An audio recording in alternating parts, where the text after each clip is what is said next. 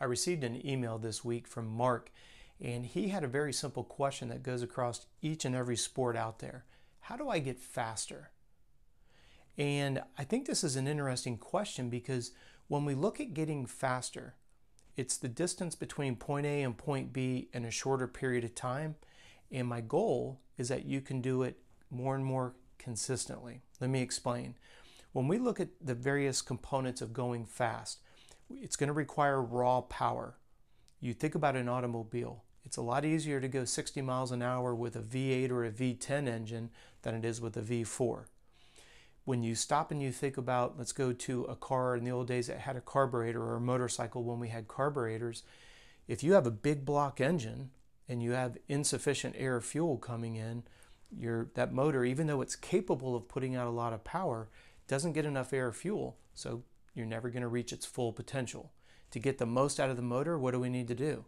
We need to give it the right air fuel mixture. For you as a human being, that is your aerobic capacity. Those are those workouts that most of us want to blow off. When we look at the idea, let's go back to the analogy of a motor.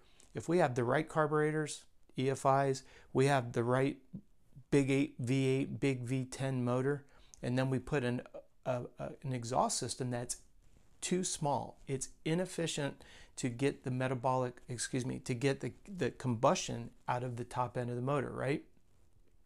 Human body's the same way. You have to be able to produce raw power. That's your muscular strength. You have to have the ability to deliver oxygen. That's your aerobic capacity. And you have to have the capillary beds embedded in the muscle tissue to get rid of that metabolic byproduct, just like a motor's got to get rid of its combustion. So think about this. If I've got the right size carburetor, the right size motor, and the wrong size muffler, the system backs up. If I have a perfect muffler that matches the size of the motor, but I don't give it enough air fuel mixture, the motor can't do its job.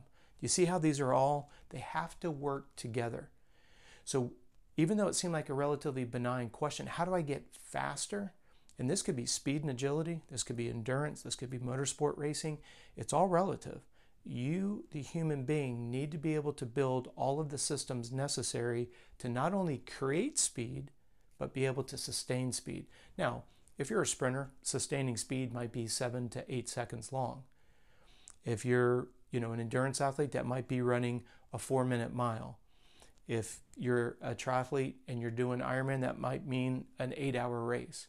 It's all relative to your sport. But the cool part about physiology, whether it's 8 seconds or 8 hours, whether it's a 30-minute motocross race or a 3-hour GNCC off-road race, physiology is this. The principles are always the same. You always have to pair them up against what you're trying to be faster at. What's your distance and what conditions?